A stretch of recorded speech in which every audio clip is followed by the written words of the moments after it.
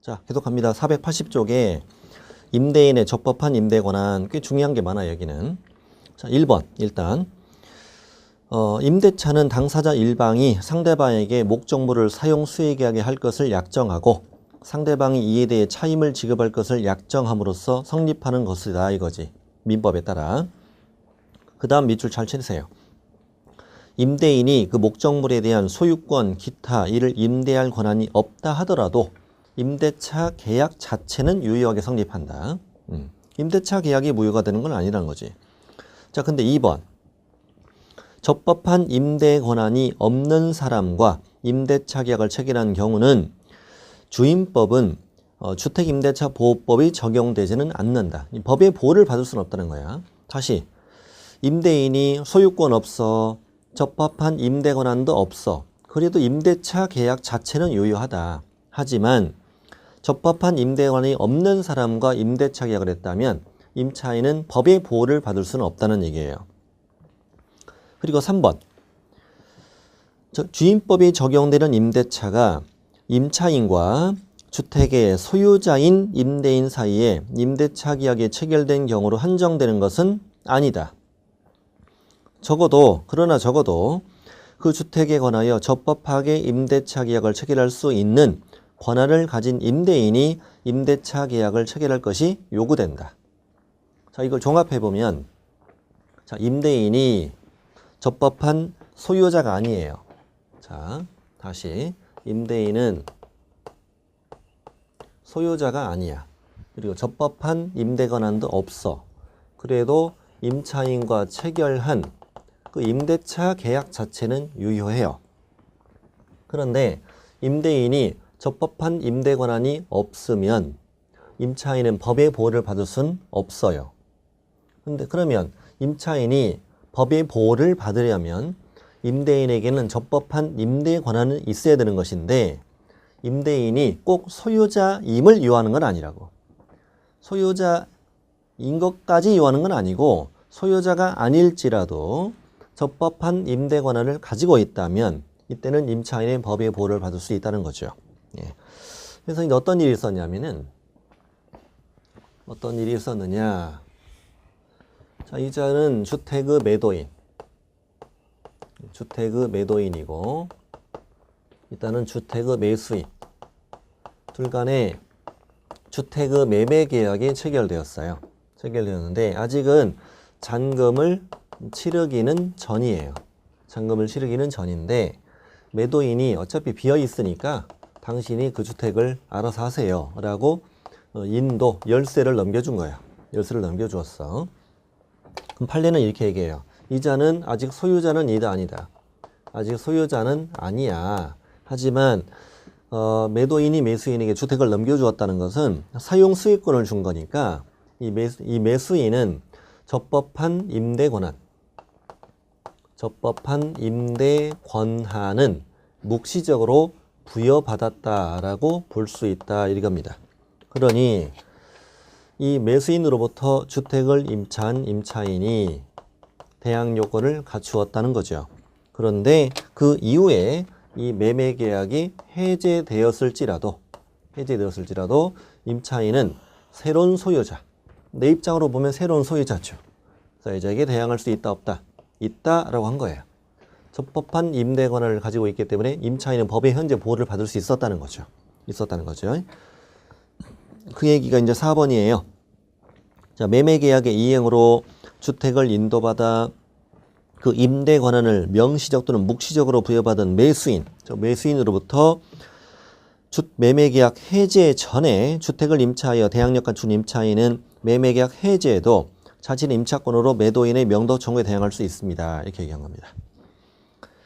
자, 다음에 5번은요. 5번은 뭐 별로 중요하다고 생각하지는 않은데 임차인은 갑입니다. 임차인이 갑인데 이 갑이 경매 절차에서 최고가 매수 신고인 지위에 있던 을과 임대차 계약을 체결했다. 인도받고 전입신고 확정이자 받았다 이거죠. 최고가 매수 신고인은요. 경매 입찰하는 날 입찰에서 그날 1등 된 사람이에요.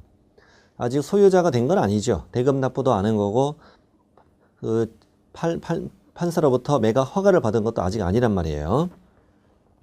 그래서 이 갑이 그 최고가 매수 신고인이었던 을과 임대차 계약을 체결하고 인도받고 전입신고하고 확정이자 받았다 이거예요.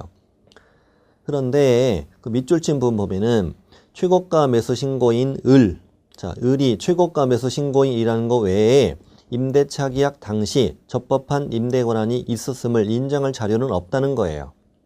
그러므로 나중에 그 임차인은 경매 절차에서 그 경락인에게 대항할 수 없다 이렇게 얘기한 그런 내용이고, 일단 이 정도는 어느 정도 알면 되냐면 최고가 매수 신고인이었던 자는 적법한 임대 권한이 있다 없다 이 정도만 이해하시면 되겠다. 자, 3번 주택을 매도함과 동시에 임차했다. 어떤 경우인지 아시겠죠? 이 사람은 갑과 을 간에 주택의 매매 계약이 체결되었는데 이 자는 주택을 매도했는데 동시에 이 주택을 임차했고 임차. 이 자는 주택을 매수했는데 다시 갑에게 임대를 내주었다는 얘기죠. 매매 계약과 동시에 무슨 계약을 했다고요? 임대차 계약을 했다는 얘기예요. 근데 을이 이제 임대차 계약을 한 다음에 주택을 매수했잖아요. 을 앞으로 이제 소유권 이전 등기가 되었는데, 소유권 이전 등기가 된 날 근저당권 설정을 하게 된 거죠. 날짜를 생각해 보면 매매 계약, 임대차 계약은 3월 1일 날 했다. 3월 1일 날 했다라고 생각해 보고, 소유권 이전 등기 된 날은 5월 1일. 자, 근저당권도 5월 1일이라고 생각해 보는 거예요. 근데 이제 갑이 주택을 판과 동시에 다시 임차인으로 남았잖아요. 이 갑은 오래전부터 뭘 하고 살아왔어요? 주민등록을 하고 살고 있었다는 거죠. 그러니 나중에 이 근저당권이 경매를 신청했을 경우에 갑은 뭐라고 주장하느냐? 나는 오래전부터 주민등록을 살고 있었기 때문에 내가 선순위다. 이런 주장을 했던 거지. 그랬더니 판사님은 아니다. 이 매매계약과 임대차 계약을 한 이 날 3월 1일 기준으로 했을 때 이 등기부상, 이 주택의 등기부상 소유자는 갑이지. 소유자는 갑이죠. 아직 소유권 이전 등기 하기 전이니까. 그리고 주민등록도 갑으로 뜨죠.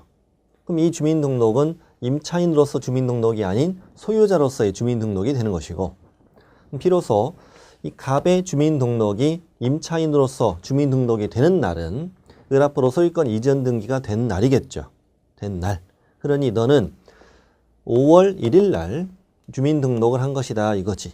그러니 그 대항력은 언제 발생한다? 다음 날 발생하니까 근저당권 경매로 인해서 경락인에게 임차인은 갑은 대항할 수 있다 없다. 없다는 그런 내용이었어요 이게. 그래서 갑이 주택에 관하여 소유권 이전 등기 형령하고 전입신고 마친 다음 처음께 거주하다가 을에게 매도했고 동시에 다시 임차하여 계속 거주하기로 약정했다는 거예요. 이럴 경우에 자, 그 다음 줄 갑의 처가 주임법상 임차인으로 대항력 갖는 시기는 을 명의로 소유권 이전 등기가 된 다음 날이다. 그날이라고 하면 안 되고 다음 날이라고 해야 돼. 다음 날. 자, 우리 대항력에 관한 내용을 쭉 봤어요. 자, 보증금의 회수 이거는 우선 변제권에 관한 내용이고, 자, 1번 대항요건 갖추고 확정일자 갖추면 경공매 시 배당 요구해서 대지의 매각대금을 포함한 주택의 환가대금에서 후순위 권리자 기타 채권자보다 보증금을 우선 변제 받을 수 있다. 이걸 우선 변제권이라고 하는 거죠. 경공매 시 후순위보다 먼저 배당받는 권리. 두 번째 줄 잘 체크하세요. 대지의 매각대금을 포함한다. 네. 임차인의 우선 변제권은 건물에도 미치고 대지에도 미치는 거예요. 임차인을 보호하기 위해서 대지가 경매되는 경우에 대지의 매각대금을 포함해서 배당해 준다는 그런 얘기고, 다음에 이제 우선 변제권 발생 시기라고 돼 있는데 그 다음 페이지 보면은 표가 하나 만들어져 있을 거예요. 이 표를 한번 말씀드릴게요. 이걸 통해서 이해하시면 돼요. 자, 482쪽 맨 위에 우선 변제권 발생 시기. 자, 임차인 갑은 언제 주민등록을 했느냐? 주민등록은 5월 15일. 자, 확정일자 찍었어. 확정일자를 찍은 날도 5월 15일. 자, 그렇다면 대항력은 언제 생기느냐? 대항력은 당연히 주민 등록한 다음 날이지. 그래서 5월 16일 0시에 발생하고, 그럼 우선 변제권이라는 건 언제 생기느냐? 지금 이걸 공부하자는 거지. 우선 변제권이라는 것은 대항력 발생 시기와 확정일자 찍은 날 이게 만났을 때 생겨요. 만났을 때. 주민등록을 오후 3시, 확정일자도 오후 3시에 찍었다는 거지. 그 오후 3시 현재 대항력이 아직 발생하지 않았잖아요. 그러니 대항력 발생했을 때 비로소 우선 변제권이 함께 발생한다. 5월 16일 0시에 발생한다. 같은 날 했다. 다음 날 0시에 두 가지가 다 발생한다는 얘기야, 이게. 자, 근데 임차인을은 5월 15일 주민등록을 했고 확정일자는 그 전날 미리 찍어놨다. 이게 가능하냐고요? 가능해요. 예전에 확정일자 제도가 처음 만들어질 땐 확정일자는 법원 등기소에서만 찍어줬어요. 경배시 우선 변제권을 부여하는 것이니까 당연히 법원 등기소에서만 부여했었어요, 이거를. 근데 나중에 국민의 편의를 위해서 동사무소, 주민센터에서도 이제 확정일자 찍어주게 된 거죠. 그러면 미리 확정일자 찍고 다음날 주민등록하고 이럴 수도 있죠. 이럴 수도 있다. 대항력 언제 생긴다? 대항력은 주민등록한 다음날 5월 16일 0시에 발생한다. 확정일자를 미리 찍어도 소용이 없다는 거죠. 비로소 대항력이 발생했을 때 우선 변제권도 함께 발생한다 이거죠. 그러니 확정일자를 찍었는데 주민등록과 같은 날 또는 주민등록 이전에 확정일자를 받았을지라도 결국 우선 변제권은 주민등록한 다음 날 발생한다. 이렇게 답을 하셔야 됩니다. 자, 좋아요. 그런데 자, 병임차인은 5월 15일, 5월 17일, 5월 15일, 5월 17일 뭐 이럴 수도 있겠지. 대항력 발생 시기 이거 잘 틀려. 조심해야 돼. 이건 무조건 주민등록한 다음 날이에요. 5월 16일 0시에 대항력은 생긴다고 해야 돼요. 대항력이 먼저 생겼고 다음에 확정일자 찍었죠.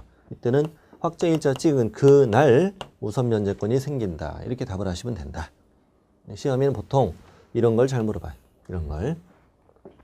이걸 물어볼 수도 있고. 자, 그게 이제 우선 변제권이 생기는 때예요. 앞 페이지 481쪽. 다시 오시고 동그라미 2번이 그 얘기고 동그라미 3번이 또 밑줄 친 게 되게 시험에 잘 나오는데 자, 이 세 번째 임차인 한번 생각해 볼게요. 세 번째 임차인은 5월 16일 0시에 대항력이 생겼고 5월 17일 날 우선 변제권이 발생했어요. 근데 저당권이 5월 16일 날 들어왔다고 한번 가정해 볼까요? 이 저당권하고 임차인 병하고만 비교해 볼게요. 앞에 있는 애들은 전부 다 5월 16일 0시니까 전부 다 저당권이 선순위가 되죠. 선순위가 되는데 이 병만 비교를 해보면은 대항력은 저당권보다 앞서죠. 0시가 앞선다고 그랬죠. 근데 우선 변제권은 저당권이 이게 선순위가 되는 그런 관계란 말이에요. 이게 뭐 어떻게 되느냐면 1번은 임차인 병의 대항력이고 2번이 저당권자의 우선 변제권이 되고 3번이 임차인 병의 또 우선 변제권 이런 관계가 되는 거예요. 그렇구나. 우선 변제권이 배당받는 권리잖아요. 이게 배당받는 권리는 저당권보다 후순위지만 대항력은 앞서 있는 이런 관계라는 거지. 얘도 1억이라 하고 얘도 1억이라 합시다. 이 경매가 됐는데 1억 3천에 경매가 됐다 합시다. 자, 그리고 임차인은 배당력을 했어요. 그럼 이때 누가 먼저 배당받느냐? 저당권이 먼저 가져간다고요. 우선 변제권이 배당받는 순서니까 저당권자는 1억을 다 배당받지. 그다음 임차인 병은 얼마 받고 3천을 배당받겠지. 배당받고 뭐는 소멸하고 이 우선 변제권은 소멸하는 거지. 하지만 임차인이 대항력이 선순위잖아요. 그래서 배당받지 못한 7천에 대해서는 경락인이 인수를 하게 되는 거예요. 인수하게 됩니다. 임차인 1억은 다 보호가 되는 건데 배당은 3천만 받는다는 얘기지. 배당받을 금액이 적으니까. 자, 그래서 3번 임차권은 경매될 때 경락에 따라 소멸하는 것이 원칙이다. 다만 보증금이 모두 변제되지 아니한 대항력 있는 임차권은 경락으로 소멸하지 않는다. 그러나 4번 보증금이 모두 변제되지 아니한 대항력 있는 임차권은 경락으로 소멸하지 않는다라고 했는데 이것은 이 소멸하지 않는 임차권의 내용에 대항력뿐만 아니라 우선 변제권도 당연히 포함되는 것을 볼 수는 없다. 그 보증금이 모두 변제되지 아니한 대항력 있는 임차권은 소멸하지 않는다고 그랬는데 대항력이 소멸하지 않는다는 얘기지 우선 변제권까지 소멸하지 않는다는 말은 아니고 경매로 우선 변제권은 뭐 된다? 소멸된다는 얘기야 그냥. 더 이상 배당받을 권리는 없다는 얘기죠. 다음 페이지 갑니다. 강제 경매 신청. 자, 임차인이 기간이 끝났는데 이제 임대인이 보증금을 돌려주지 않는단 말이에요. 열받았어요. 그래서 임차주택에 대하여 보증금 반환 청구 소송했고 확정 판결문 받았고 법원으로부터 집행력을 부여받아서 이걸 집행권원이라 하죠. 판결문 받아가지고 법원에 집행문 써주세요라고 신청서를 내면은 강제 집행문을 써줘요. 너 승소했으니까 그 집에다가 경매도 돼. 강제 집행문 써주면 이걸 집행권원이라 합니다. 이 집행권원에 따라서 임차인은 강제 경매 신청할 수 있는데 이때 민사집행법에는 강제 경매를 신청할 때 반대 의무 이행을 해야 할 것이 있으면 먼저 이행을 해야 된다라고 돼 있어요. 그럼 임차인이 반대 의무 이행을 할 것이 뭐냐? 집을 비워주는 거예요. 집을 계속 거기에 살면서 경매한다는 건 채무자가 이행지체가 된 것이 아니죠. 임대인이. 그래서 집을 비워주고 경매를 해야 한다는 건데 임차인은 집을 비우면 갈 데가 없잖아요. 갈 데가 없으니 이 주택임대차보호법에 특별한 규정을 만들어서 민사집행법 규정에도 불구하고 반대 의무 이행이나 이행의 제공을 집행개시효권으로 하지 아니한다라고 함으로써 주택을 명도하지 않고 경매를 신청할 수 있다 이거예요. 경매를 신청할 땐 그 집을 거주하면서 경매를 해도 된다는 거예요. 그런데 2번이 더 잘 나와요. 임차인은 임차주택을 양수인, 그 경락인이에요. 경락인에게 인도하지 않으면 우선 변제권 행사에 따라 보증금을 받을 수는 없다. 배당 받을 때는 비워야 한다는 거예요. 1번과 2번을 잘 비교해 주세요. 경매 신청, 집행권을 확보해 경매 신청할 땐 집을 비우지 않고 명도하지 않고 경매를 신청할 수 있으나 나중에 배당을 받을 땐 경락인에게 인도하지 않으면 우선 변제권 행사에 따라 보증금을 배당을 받을 수는 없다. 1번, 2번을 잘 비교하시고 3번은 참고하세요. 참고하시고 자, 4번 한번 읽어볼게요. 4번도 비교 최근 건데 어렵진 않아요. 대항력과 우선 변제권을 다 갖고 있는 임차인. 1번 임차인이죠. 대항력과 우선 변제권을 모두 갖고 있는 임차인. 1순위 임차인이었어. 1순위 임차인이 대항력도 있고 우선 변제권도 있어요. 있는데 이자가 보증금 반환 청구 소송, 확정 판결, 집행권을 얻어 경매를 신청했어요.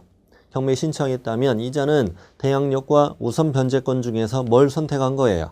우선 변제권을 선택해서 행사한 걸로 봐야 되잖아요. 그러니 우선 변제권을 인정받기 위해 배당력 종기까지 별도로 배당력을 해야 되는 것은 아니다. 그러니까요. 임차인은 등기가 안 돼 있잖아 지금. 배당을 받고 싶으면 배당 요구를 해야 돼요. 법원에 임차인은. 배당 요구를 해야만 배당해 주는 건데 이번에 이자는 배당 요구를 하지 않고 경매 신청을 했잖아요. 그래서 후순이자가 얘는 배당 요구 안 했다. 이런 황당한 주장을 하는 거지. 근데 판사님이 야 그게 그거야. 경매 신청했다는 건 우선 변제권을 행사한 거잖니. 그러니 배당 요구 안 해도 돼요. 이런 얘기예요. 자 됐고 밑에 우선 변제권 관련 판례라고 써 있는데 1번은 이 얘기예요. 1번은 인도와 주민등록이라는 우선 변제 요건이라고 써 있잖아요. 자, 여기 보셔요. 인도와 주민등록은 대항력을 취득하기 위한 요건이잖아요. 대항력을 취득하기 위한 요건인데 자 인도 받고 또 주민등록하고 또 확정일자까지 받아야 우선 변제권을 취득하잖아요. 그러니 인도와 주민등록은 대항력의 취득 요건이지만 우선 변제권의 취득 요건이기도 하잖아요. 이게 이만큼 공통 부분이잖아요. 그러니 이것은 우선 변제권의 취득 요건인데 우선 변제권이라는 건 경매 시 우순위보다 먼저 배당받는 권리잖아요. 그러니 이 우선 변제권의 요건은 이 인도화 주민등록은 배당 요구 종기까지 경매법원에서 언제까지 배당 요구 하세요 날짜 알려주거든. 그날까지는 유지를 해야 된다. 우선 변제 요건이기 때문에. 그래서 배당 요구 종기까지 이걸 계속 존속하고 있어야 합니다라는 얘기예요. 자, 다음에 오른쪽 2번은 참고하시면 돼요. 지나가도 돼요. 3번 임대차 계약의 갱신. 자, 1번 대항력 갖춘 임차인이 있어요. 대항력 갖춘 임차인이 있는데 그 다음에 저당권이 들어왔어요. 2번으로. 그리고 저당권 등기 이후에 임차인과 임대인이 합의해서 보증금을 증액한 거예요.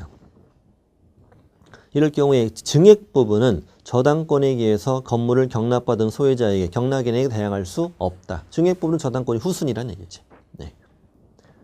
그리고 2번 대항력과 우선 변제권을 갖춘 임대차 계약이 갱신되었다. 재계약 이런 거 했다는 거야. 이렇게 쓸 경우에는 그때도 종전 보증금 범위 내에서는 최초 임대차 계약에 의한 대항력 우선 변제권이 그대로 유지된다. 처음엔 1억짜리 대항력 우선 변제권이었다. 그리고 계약을 갱신해서 전세 보증금 5천 올렸다. 그러면 5천 올린 계약서 또 한 장 썼잖아요. 거기에 또 확정일자 또 받아야 돼요. 또 받으면 1억은 1순위, 5천은 2순위 이런 식으로 된다는 얘기지. 그러므로 종전 보증금 범위 내에서는 최초 임대차 계약에 의한 대항력 우선 변제권이 그대로 유지되는 건 당연하겠지. 자, 임차주택 대지. 대지는 자, 미등기 주택 임차인이어도 대지 환가대금에서 우선 변제권을 행사할 수 있다. 주임법은 미등기 건물, 무허가 건물 다 보호하니까요. 2번 확정일자 갖춘 임차인 그리고 소액임차, 이따가 배울 소액임차인은 주택과 대지가 함께 경매되는 경우뿐만 아니라 주택과 별도로 대지만 경매될 경우에도 대지 환가대금에 대해 우선 변제권을 행사할 수 있다. 임차인의 우선 변제권은 건물이 미치고 대지도 미친다는 얘기지. 근데 대지만 경매될 경우에도 우선 변제권 행사가 된다는 얘기예요. 이어서 임대차 계약 당시 임대인의 소유였던 대지. 처음 임대차 계약을 할 때는 건물과 대지가 다 임대인 것이었어요. 그러면 지금 임차인의 우선 변제권은 건물, 대지 다 미치고 있었지. 그런데 그 이후에 대지가 타인에게 양도되었고 주택과 대지 소유자가 서로 달라지게 되었다. 이 대지 소유자가 달라지게 되었다는 거예요. 그래도 임차인의 우선 변제권은 대지에 여전히 미친다 이거죠. 여전히 미치게 된다는 그런 얘기예요. 우선 변제 배당 받을 수 있다는 얘기죠. 3번 읽어보세요. 비슷한 얘기예요. 다음에 밑에 5번 임차인이 전세권자인 경우. 자, 1번이 중요합니다. 임차인이 지위를 강화하고자 별도로 전세권 등기를 마쳤다. 1번 임차인, 그 다음에 2번 전세권 등기했다는 거예요. 1번 임대차 계약과 동일성이 인정되는 이 전세 계약서를 또 쓰고, 그리고 전세권 설정 계약서 쓰고, 그다음에 전세권 등기했다는 거죠. 이럴 경우에, 근데 이어서 임차인이 대항요건을 상실했다. 이게 전세권 등기를 해놓고 주민등록을 옮겨버린 거야. 이런 경우죠. 그랬을 경우에는 이미 취득한 주임법상의 대항력과 우선 변제권은 상실하게 된다. 이런 얘기예요. 당연한 얘기죠. 당연한 얘기죠. 전세권으로 해서 기존의 대항력 우선 변제 계속 유지되는 건 아니란 얘기예요. 아니란 얘기고 2번, 3번은 다음에 할게요. 별로 시험에 잘 나오진 않아요. 자, 양거로 4번. 계속 우리 지금 우선 변제권을 공부하고 있습니다. 자, 금융기관이 우선 변제권을 승계하는 그런 제도가 있네요. 자, 예를 들어서 1번 임차인이 대항력과 우선 변제권을 모두 가지고 있다. 전세보증금 1억. 근데 이번에 전세보증금이 5천이 오른 거예요. 증액을 해달라는 거예요. 근데 돈이 없어서 금융기관으로부터 이걸 대출을 받았죠. 대출을 받을 때 임차인을 보호하기 위해서 금융기관은 임차인의 보증금 반환 채권을 양수하는 계약을 한다. 자, 보증금 반환 채권을 양수하는 계약을 했을 때 이만큼의 우선 변제권을 금융기관이 승계한다. 놀아갖는다는 거지. 그래서 1순위는 임차인이 1억, 그리고 금융기관이 1순위 5천만 원만큼의 우선 변제권을 승계, 놀아갖는다 이거죠. 이럴 경우에 좀 더 금융기관이 순위가 이제 1순위가 되니까 5천만큼이 1순위가 되기 때문에 순위가 확정되잖아요. 어느 정도 안정권이 인정되지 않습니까? 그래서 좀 저금리로 대출을 해주자 뭐 이런 의미로 만들어진 제도예요. 그래서 1번 다음에 쭉 열거된 금융기관 등에게만 이걸 허용해요. 이 금융기관 등이 우선 변제권을 취득한 임차인의 보증금 반환 채권을 계약으로 양수한다. 그럴 경우에는 양수한 금액 범위에서 우선 변제권을 승계한다. 다음에 쭉 열거된 금융기관에게만 이걸 허용해요. 일반인에게는 허용하지 않아요. 일반인에게 허용하면 이거를 제도를 악용할 수 있죠. 악용할 수 있어. 임차인에게 개인적으로 빚이 있는 자가 야, 좋은 제도가 만들어졌더라. 내가 너 저번에 너한테 3천만 원 빌려줬지 않니? 근데 너 1순위 임차인이더라. 네 거 1순위 임차인의 그 3천만큼의 우선 변제권 나한테 넘겨. 경매되면 내가 먼저 배당 받아갈 거야. 이렇게 할 수 있다는 거죠. 채권 회수가 주된 목적이 돼버리니까 임차인의 주거생활 안정 보장을 목적으로 이걸 만든 거죠. 지금 금융기관으로부터 좀 더 손쉽게 그리고 저금리로 대출을 받을 수 있도록 금융기관이 우선 변제권을 승계해서 가져가는 걸로 제도를 만든 거죠. 자, 그리고 2번 이 금융기관 등은 다음에 해당하는 경우는 우선 변제권을 행사할 수 없다. 임차인이 대항 요건을 상실했거나 임차인이 임차권 등기했었는데 등기가 말소됐을 경우에요. 그때도 당연히 금융기관은 우선 변제권을 행사할 수 없어야 되지.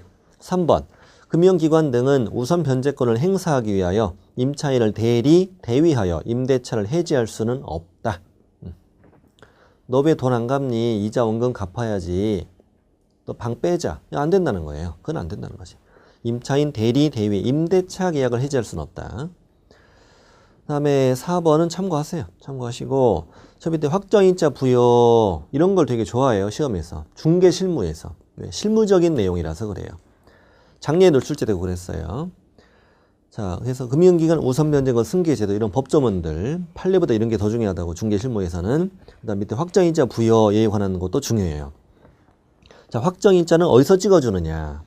확정일자 부여기간 누르로 다 익혀놔야 돼요. 읍면사무소. 당연한 거야. 동주민센터. 그렇지. 또 시군구 출장소. 자, 시군구 출장소 이렇게만 해보세요. 시군구 출장소가 뭐냐면 예를 들면 뭐 화성시, 경기도 화성시나 뭐 경기도 평택시 같은 경우에 이제 출장소가 있는데요. 예를 들어 평택시라고 한다면요. 평택시가 이러면 시청이 여기 있어요. 시청이 여기 있다고 가정해요. 근데 여기 멀리 있는 지역이 굉장히 넓은데 멀리 여기 있는 사람들 시청까지 너무 멀다는 거야. 시청의 출장소, 분점 하나 만들어 놓는 거예요. 시군구 출장소를 말합니다.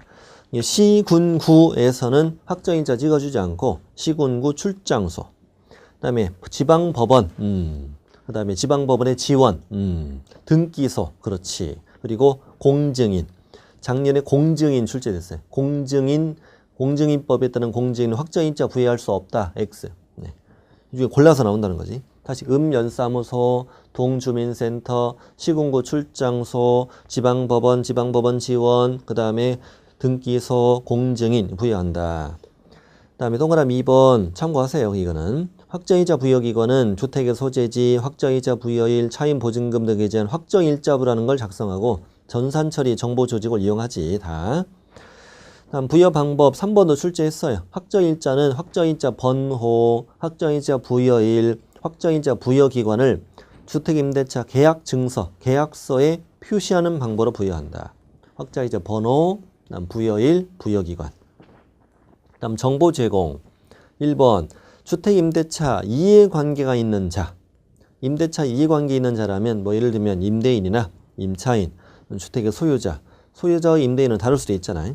우선 변제권 승리한 금융기관 이런 애들은 확정일자 부여기관에 찾아가서 그 주택의 확정일자 부여일, 차임 보증금, 정보 제공 요청이 가능하다. 알고 싶은 사람은 요청할 수 있다는 거야. 동그라미 2번이 중요해요. 임대차 계약을 체결하려는 자. 아, 그렇지.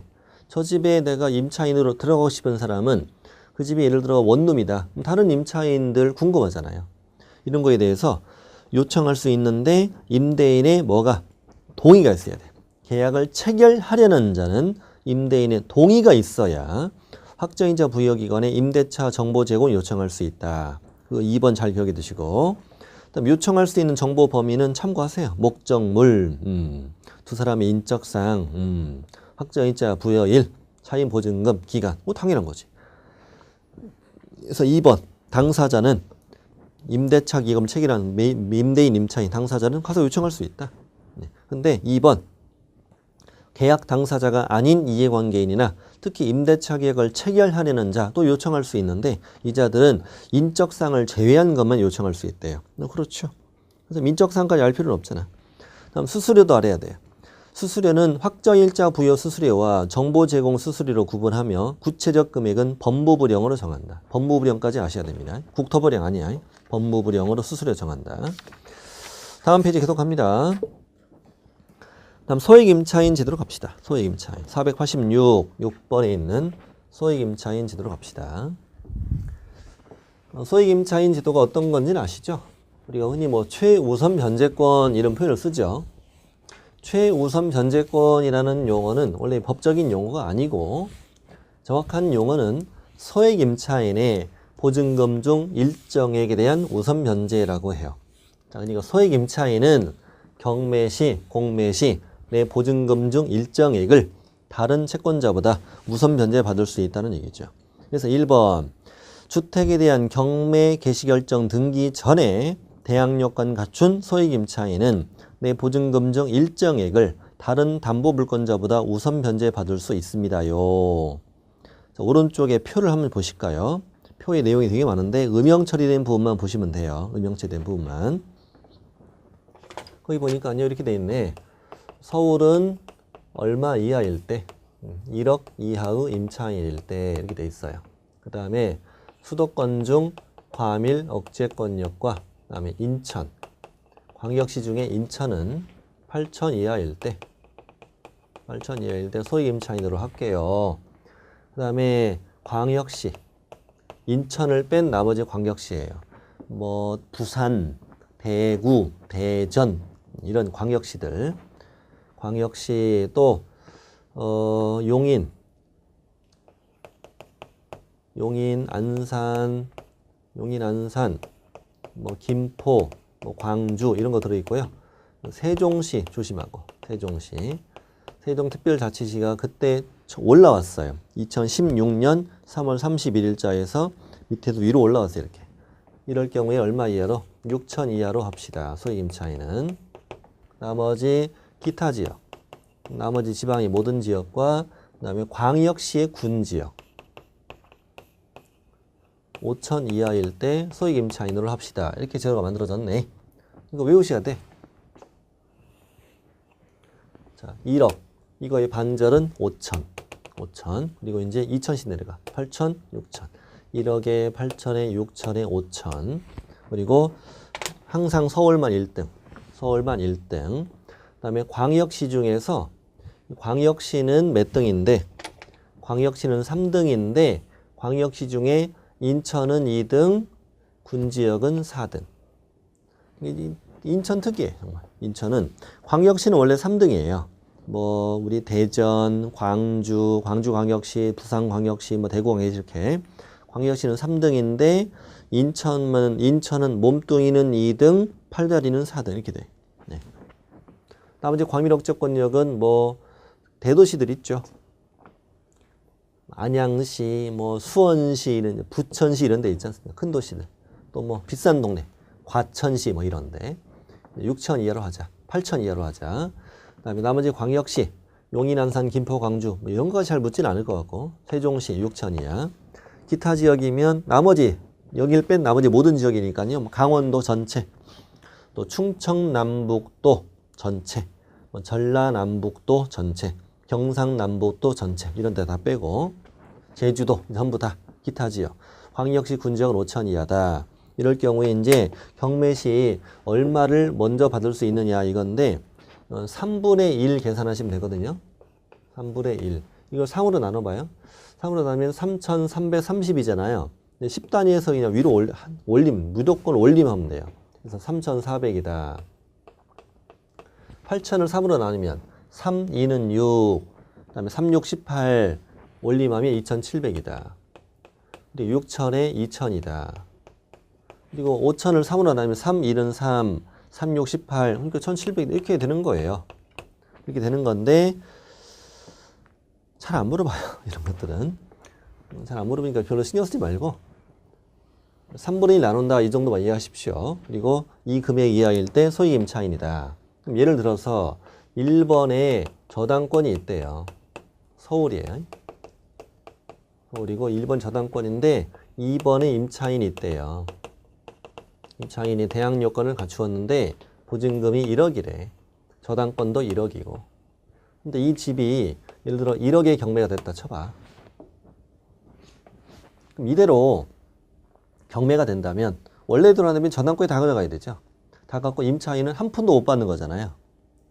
임차인 너무 불쌍하다 이거지. 그러니 경매 등기 전에 대항 요건 갖춘 임차인은 소액 임차인은 내 보증금 중 일정액 얼마를 3,400을 저당권자보다 먼저 받을 수 있도록 제도를 만들자. 이렇게 만든 거예요. 네가 한 발 양보해라 이거지. 근데 생각해보니까 그래요. 그럼 임차인으로 인하여 저당권이 손해를 보게 된다는 거잖아요. 그럼 후순위로 인해서 선순위를 해친다는 건 좀 제도가 잘못된 거 아니냐 이거지. 근데 그렇게 생각하지 마시고 저당권자가 처음부터 대출을 좀 적게 해주면 되겠네요. 이 집은 1억짜리구나. 1억짜리구나. 근데 내 밑에 임차인이 한 명 들을 수 있네. 빈 방이 있네. 그러면 3,400을 나보다 먼저 가져가겠지. 그러니까 한 6,000 정도 대출해 주자. 이렇게 해주면 되는 거잖아요. 그렇기 때문에 이걸 선순위 해치는 제도는 아니라는 거야. 자, 이렇다 이겁니다.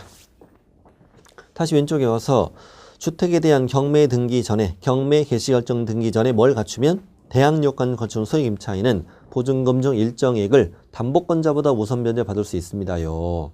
주의할 점은 확정일자는 무관하다는 거. 저 집에 소액 임차인이 살고 있다는 걸 공시만 해주면 돼. 공시만. 그래서 확정일자는 갖춰도 되고 갖추지 않아도 됩니다. 그럼 이자가 만약에 확정일자를 갖추었다. 그럼 어떻게 되느냐? 1번으로 임차인이 얼마를 가져가고 3,400을 가져가고 그 다음 2번으로 저당권이 얼마를 6,000을 다 가져가고 얼마 남았어 지금? 600만 원 남았잖아요. 임차인이 나머지 600을 또 배당을 받아가는 이런 순서로 이루어진다는 거예요. 네 걸 먼저 주고 그 다음에 우선 변제권 이 순서로 가져간다는 거지. 그러니까 이제 이걸 받는 건 확정일자하고는 무관하다는 거지. 우선 변제권이라는 건 후순위보다 먼저 받는 권리니까 확정일자 우선 변제권은. 그래서 경매 등기 전에 대항 요건만 갖추면 된다. 그럼 인정하겠다 이거야. 근데 밑에 보호 범위 이건 뭐냐면 만약에 임차인이 또 하나 있다 여기. 세 번째 임차인이 또 있다는 거야. 이자도 대항력 갖추었고 이자가 보증금이 만약에 5,000이라 합시다. 5,000이라 하면 얘도 얼마 주냐? 얘도 3,400을 줘요. 1억 이하 1억 이하 3,400 이상은 다 3,400이에요. 물론 3,400 미만이면 그만큼만 줘요. 보증금이 2,000이면 2,000만 주는 거예요. 근데 이렇게 임차인이 둘이 되면 얘 둘 주고 저당권이 채권인사가 다 안 되잖아요. 물론 저당권 입장으로 볼 때도 임차인이 둘이 들어올 수 있겠네. 6,800 빼고 3,200, 3,000 정도 대출해 주면 되겠다. 그럼 충분히 저당권도 가능은 한데 이렇게 되면 집주인이 대출을 많이 못 받잖아요. 그러니 임차인 하나만 더 들어오면 대출이 아예 안 되겠지. 그러니까 경납금액의 매각대금의 2분의 1 범위에서만 이걸 인정하도록 하자. 얘네 둘을. 이렇게 제도를 만들게 된 거지. 그럼 이게 매각대금의 2분의 1은 5,000이지 않습니까? 5,000을 가지고 얘네들한테 준다는 건데 그럼 줄 때 이거는 그냥 청구만 하세요. 법에 써 있는 거지만 똑같이 2,500씩 준다는 말이냐 아니면 어제 보증금이 1억이 5,000이니까 2대1로 나눠준다는 거냐 5,000을 아니면 똑같이 1대1로 준다는 얘기냐 이거지. 어떻게 줄 것 같아요? 왼쪽 오른쪽? 이렇게 줘요. 똑같이 줘요. 둘 다 3,400씩 받을 수 있는 권리가 있었잖아.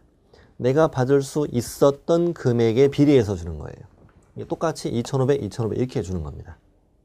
그렇게 줍니다. 네. 그래서 동그라미 1번 보호 범위. 자, 소액임차인 그리고 보증금 중 일정인 범위 기준은 주택임대차위원회 심의를 거쳐서 대통령령으로 정하는데 좀 이따가 주택임대차위원회 배우실 거예요. 주택임대차위원회 심의를 거쳐서 정해요. 이 주택임대차위원회에서 이 소액임차인의 범위를 쭉 이제 물가 상승에 따라 만들어 간다는 거예요. 만들어 갑니다. 보통 2년에 한 번씩 지금 만들고 있잖아요, 지금. 새로 또 만들어질 때가 거의 됐네요, 또. 자, 그리고 2분의 1을 넘지 못한다. 대지가액 포함한 주택가액의 2분의 1을 넘지 못한다 이거고 동그라미 2번, 3번은 여러분 좀 읽어보세요. 오른쪽에 숫자 외우셔야 되고 음영체된 부분 1억에 8천에 6천에 5천이다. 1억 8천, 6천, 5천. 서울만 1등. 그 다음에 과밀억조권 여기 2등인데 광역시 중에 인천만 2등. 나머지 광역시들은 다 3등. 세종시도 3등. 3등. 기타 지역. 광역시 군지역. 이렇게 되면 기타. 됐어요. 자, 소액임차인 관련 판례. 1번. 대지의 저당권 실행으로 경매가 될 경우도 그 지상건물 소액임차인은 대지 환가대금에서 소액보증금 우선 변제 받을 수 있죠. 당연하죠. 대지만 경매돼도 우선 변제권을 행사할 수 있다고 그랬잖아요. 근데 이 법리는 대지의 저당권 당시 그 지상건물이 존재하는 경우에만 적용될 수 있을 것이다. 그러니까 처음에 나대지, 법정 지상권 얘기 아닙니다. 나대지에 저당권이 설정됐고요. 그 이후에 대지에 저당권이 설정된 이후에 건물이 들어왔고 이 건물은 주택이었고 이 건물은 소유자가 아닌 하필 임차인이 살았고 임차인은 하필 소액임차인이었다면 이자가 대지에 경매됐을 때 일정 금액을 얘가 먼저 가져간다면 저당권자는 앞으로 이렇게 될 거라는 걸 예상할 수 없었지 않느냐. 그러니 적어도 대지의 저당권 설정 당시에 뭐는 있었어야 지상 건물은 있었어야 이 저당권자는 여기 들어올 소액임차인이 나보다 먼저 일정 금액 가져갈 수 있겠네 라고 예상할 수 있지 않겠냐 이거지. 그 얘기입니다. 2번은 비슷한 거니까 읽어보세요. 읽어보시고 다음 페이지에 3번 3번도 읽어보죠. 처음 임대차 계약을 할 때 첫 줄 끝에요. 첫 줄 끝에 처음 임대차 계약을 할 당시에는 이자는 보증금 액수가 많아가지고 소액임차인이 아니었어요. 소액임차인이 아니었는데 후에 재계약을 했어. 임대인 임차인이 재계약을 해서 정당하게 보증금 감액 이런 말 써있죠. 정당하게 보증금을 감액해 소액임차인 범위에 들어가게 되었다 이거지. 그때 이제 1순위 저당권이 태클을 건 거예요. 1번 저당권이 있었고 2번 임차인이었거든요. 근데 2번 임차인은 보니까 소액임차인이 아니었어요.